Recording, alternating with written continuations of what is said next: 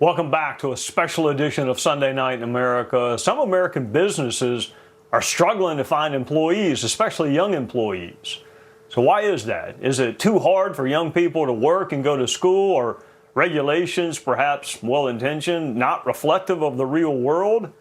Congressman Dusty Johnson has some ideas on how to be more flexible when it comes to balancing work and education for young people, and he joins us now. Congressman, welcome. So tell us, how did you identify this as an issue? Well, I grew up having jobs, and frankly, most Americans my age did.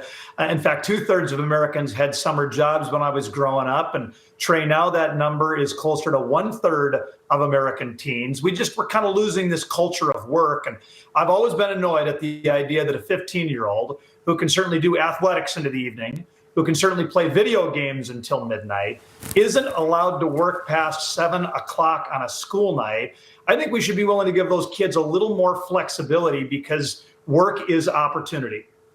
All right, I hear, or I used to hear, I still do sometimes, but certainly when I was in office, I heard that there was a labor shortage. I had employers say, look, I have work, but I can't get people to come apply for it. Are you convinced there's a labor shortage which can be met with young people working, or was your focus more the other intrinsic value aspects of a job, which you also made reference to? I do think it would help the workforce shortage, but you're right in identifying that that's actually a secondary motivator of mine. It may be good for American business, but I'm more interested in what's good for America's young people. Because I know how much I learned when I was 14, when I was 15, when I was 16 from those great jobs. And by great jobs, I don't mean that they were paying me $50 an hour. I don't mean that there weren't times when they were difficult. Of course, a lot of the jobs available to teens are going to be a little difficult, but that's how you learn. And I know that I got where I got today because of those incredible work experiences. Work is not punishment. Work is opportunity. Why are we letting our federal government make it so much more difficult for a young person who wants to work to work? You mentioned the federal government. I think some of our viewers are probably sitting there shaking their heads with you, saying, okay, you can play sports until 10, you can text, you can watch TV, you can stream miniseries, but you cannot work. So is that indeed the current state of the law? How did it get there, and what are the prospects of your being able to change it? Yes, that is the law today. Federal labor law says a 15-year-old can't work past 7 o'clock on a school night. It also says that if there's any school that week, the student can't work more than 18 hours. So you can have a Friday holiday and a Monday holiday. You can have a kid look at that 4-day holiday and say, you know what, I want to work 2 full shifts and then a half day over that weekend. I want to earn a little bit of extra money for that car. And we have the federal government say, no.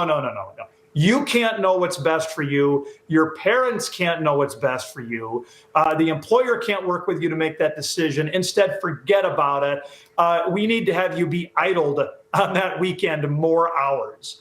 It just doesn't make any sense to me. As far as prospects, anytime you try to provide more flexibility for American workers, it seems like there are plenty on the left who make it sound like you want to return 6-year-olds to the salt mines. Of course, that's not my intention. There are no requirements. This just provides more flexibility to young American workers. If they want to grab that extra shift, they can. And so I would say the prospects are mixed. It clearly helps to have Republicans in the House. That gives us an opportunity to build a little momentum. The shocked look on my face is that anyone in politics would intentionally misrepresent someone's position or try to make it seem like they want to do some harm. I don't know where that came from. I'm just so shocked about it. Let me say this about South Dakota. I came into Congress with your governor, Kristi Noem, very good work ethic.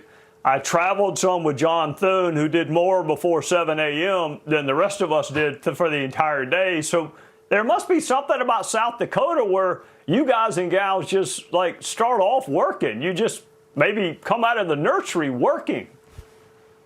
This is tough country, Trey. Listen, the summers are hotter than heck. The winters are as cold as it gets. Both days of fall are beautiful, of course. But the reason I bring that up is that the people who settled here, the people who stopped here, looked around at this sometimes difficult environment and said, "Yeah, I'm gonna pioneer here. I'm gonna grow crops. I'm gonna raise my family." Those were really hardy folks. And we're the grandsons and the granddaughters and the great grandsons and great granddaughters of those folks, and their work ethic still lives within us. And I think that makes us an outstanding state. Well, Congressman, I'm the grandson of somebody who wanted to play golf year round, so which is why I chose South Carolina and not South Dakota.